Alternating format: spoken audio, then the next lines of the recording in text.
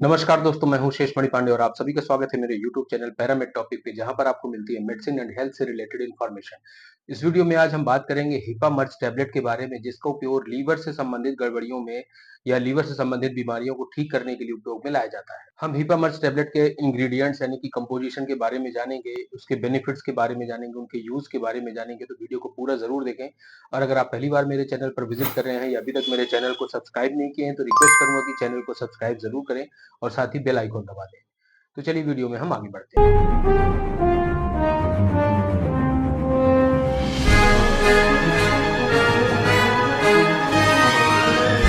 हिपामर्ज tablet तीन तरह की मेडिसिन का एक कॉम्बिनेशन होता है, जिसमें कि दो अमीनो एसिड और एक डाइजेस्टिव एंजाइम का कॉम्बिनेशन होता है।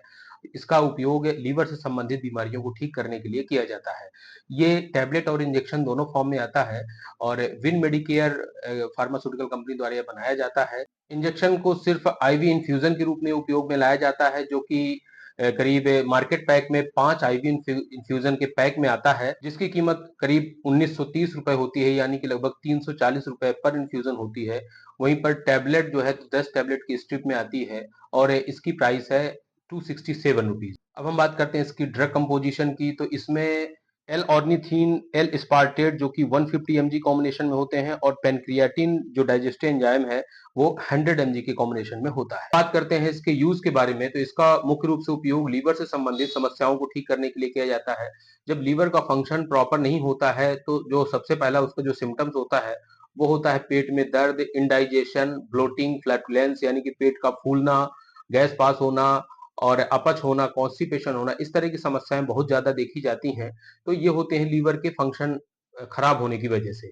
अब ये लीवर के फंक्शन कई कारणों से खराब हो सकते हैं, जिसमें कि पहला जो कारण है वो है अल्कोहलिज्म, यानी कि बहुत ज्यादा जो लोग शराब पीते हैं उसके कारण से लीवर में फैट डिपॉजिट होने लगता है और फैटी लीवर या लीवर का सिरोसिस हो सकता है। दूसरा कारण है वायरल इन्फेक्शन, जिसमें कि हेपेटाइटिस ए, बी, ई आते हैं। कई बार कुछ मेडिकेशन जैसे कि non steroidal anti inflammatory drug या एंटीबायोटिक्स के लगातार लॉन्ग टर्म यूज करने पर भी लीवर में ये अफेक्ट करता है और लीवर के फंक्शन को डिस्टर्ब करता है। या फिर कई बार कुछ क्रॉनिक डिसीज होती हैं जिनमें लंबे समय तक दवा खानी पड़ती है, उसकी वजह से भी ये लीवर डैमेज हो सकता है, जिसमें कि आपकी डायबिटीज हो सकती है, कार्डियक से रिलेटेड प्रॉब्लम है, या मैक्सिमम ये देखा जाता है कि एपिलेप्सी की जो ड्रग्स होती हैं उनमें ये लीवर के खराब होने के चांसेस होते हैं। लीवर के खराब होने का एक और बड़ा कारण है सीडेंटरी लाइफस्टाइल, जिसकी वजह से ओवरवेट होना यानी कि वजन का ज्यादा बढ़ना, और वजन ज्यादा बढ़ने की वजह से जो फैट डिपोजिशन है वो लीवर लेवल पे होने लगता है और लीवर में बहुत ज्यादा फैट डिपोजिशन होने की वजह से फैटी लीवर, जिसे हम नॉन एल्कोहलिक फैटी लीवर भी कहते हैं। एक बीमारी होती है होमोक्रोमेटोसिस, एक जेनेटिक डिसीज है जिसमें कि बॉडी जो है तो आयरन का एब्जॉर्प्शन बहुत तेजी से करती है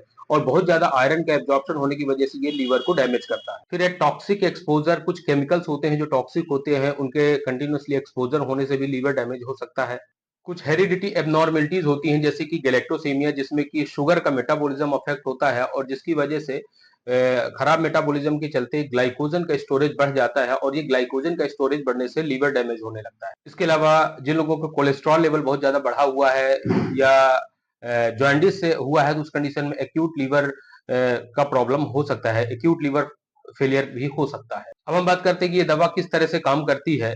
तो इसमें जो एल ऑर्निथीन होता है, ये एल ऑर्निथीन का काम होता है ब्लड में से अमोनिया के लेवल को कम करना, जिससे लीवर को डैमेज होने से बचाया जा सके और लीवर अपना फंक्शन इंप्रूव कर सके।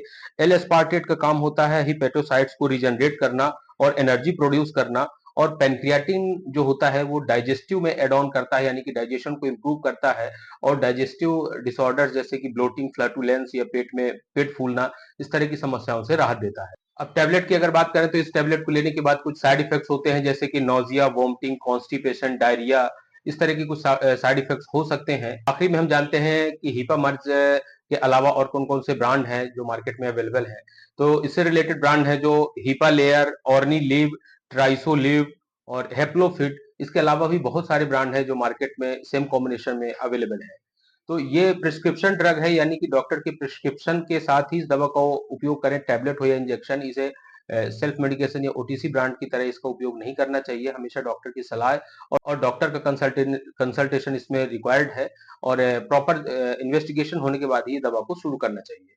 तो मुझे उम्मीद है कि वीडियो आपको पसंद आएगा और ऐसे ही मेडिसिन एंड हेल्थ से रिलेटेड वीडियोस के लिए आप हमारे चैनल को सब्सक्राइब करें और साथ ही बेल आइकन दबा दें। तो मिलते हैं नेक्स्ट वीडियो में। Thank you so much for watching.